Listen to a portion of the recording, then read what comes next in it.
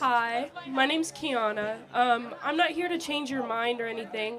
I'm just mostly here to ask, why do you believe that abortion has become such a political and dividing issue in specifically the last few years? Well, the repeal of Roe versus Wade, for sure, is one of the reasons. And secondly, there has been a not so subtle dehumanization movement over the last 60 years that makes it acceptable to crush human beings smaller than you if you so choose. Okay. It's mostly I believe that the initiative of those beliefs have become more hateful towards women. And I'm just kind of wondering, what is the incentive with all of these points? Why should we not have the option to choose? Do I, or do, do you have the agency or the choice to murder? Well, yes. There's consequences, but I do have But the option. under the law? No, Okay, technically. so therefore, that's our position. Well, not necessarily. It's more so in the aspects of when, the mother's life is in danger and, those special circumstances, why can we not have those options in those situations either? Because no one is inherently going out saying, I just want to kill babies. That's not anyone's point here. Well, yeah, it's more so the point of... You should look at a Planned Parenthood ad. I mean, that's basically what they do. But so less than half of 1% of all abortions have to do with incest or life of the mother. 99.5% of all abortions have to do with just a form of birth control. It's a last catch option because whatever type of birth control you were using didn't work. Would you want someone who is not necessarily stable or ready to bring a child into this world and provide that child the life it deserves? Would you want them to still bring that child into this world? Without a doubt. Every life has a moral obligation to be able to live. So I just want to play this out.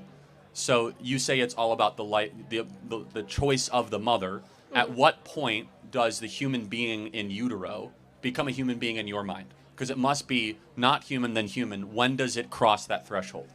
I would say more so in the second to third trimester. Got it. So just be respectful, guys. But why then? I mean, what happens in the second and third trimester specifically that all of a sudden human being, Well, it goes from a clump of cells in the first trimester to the heart being developed in the brain and the nervous system. So when does the heart begin?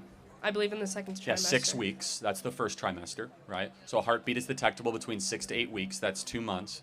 The second trimester does not start till 18 weeks. Brain waves are detectable at 10 weeks. So tell me why second and third trimester. Because that's when the baby is more so developed, is what I'm saying.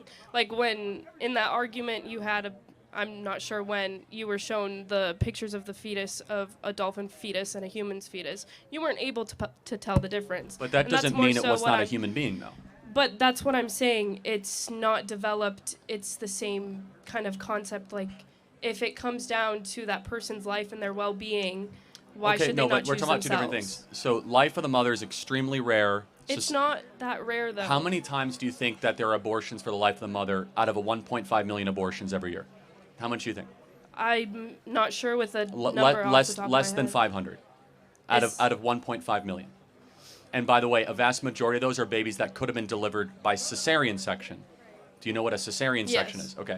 So understand that if a baby's at 28 weeks and they say it's life of the mother, why would you terminate the baby when you could deliver it by C-section?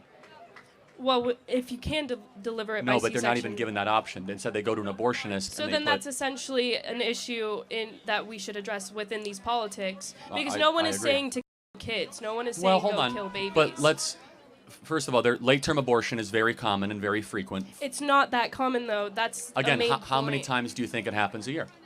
Late-term abortions? Yeah. I don't think it happens Tens of that thousands often. of times a year.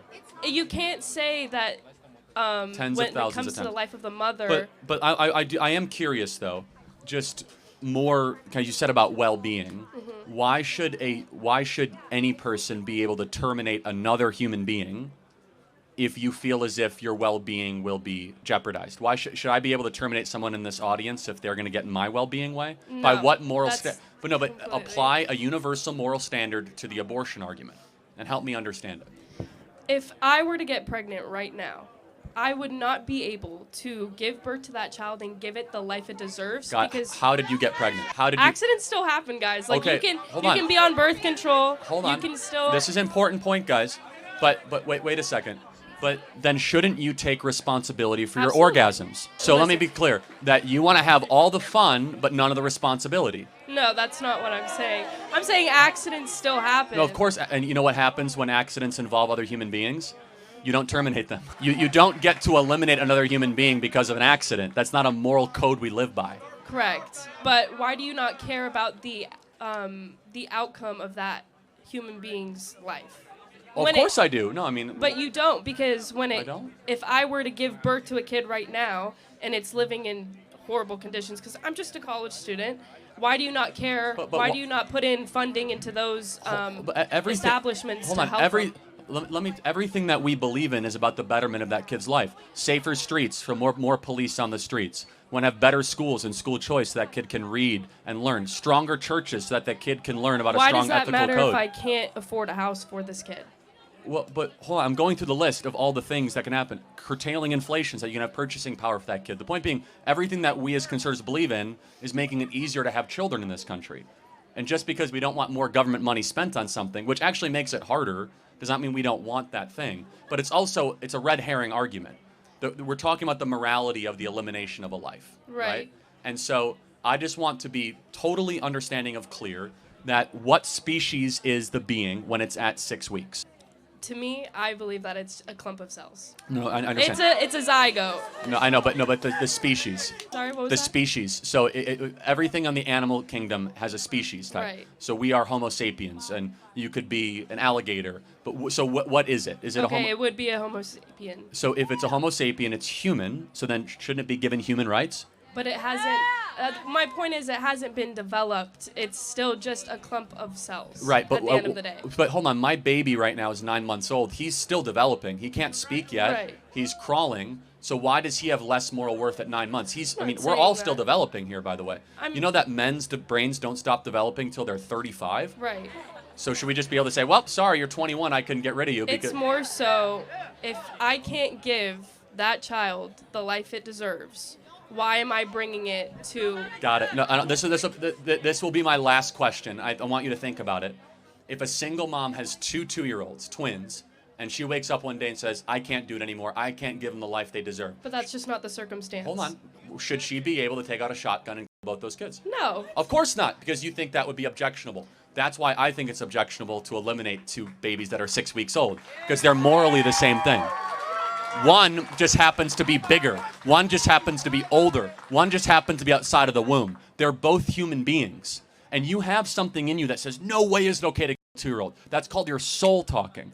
What I'm trying to do is connect reason and your soul and have that same sort of objection no when you see twins on an ultrasound. I just believe you're looking at this more emotionally than scientifically. Again, you can believe that. I actually am looking at it incredibly reasonably because I can tell you down to the minute when human life begins. You kind of give me a range. Your life began not at birth, but at conception, about 9 months before That's your your birth. opinion. Well, it's actually science's opinion. You know why? This is your eye color, your skin color, your tastes, your wants, your desires, your interests, introverted or extroverted, whether or not you're going to be tall or short, it all got decided in that moment. You know why? Your DNA was formed. Well, And with that, what is your marker as a human being? As we map the human genome, we realize everything about you.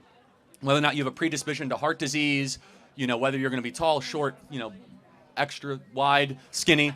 It's all in deoxyribonucleic acid. Correct. And the DNA does not start in 6 weeks or 8 weeks or 10 weeks or 20 weeks. It starts at conception. And that's when you were formed. That's when you came into this world and you were worthy of protection. Thank you very much for your time. Thank you.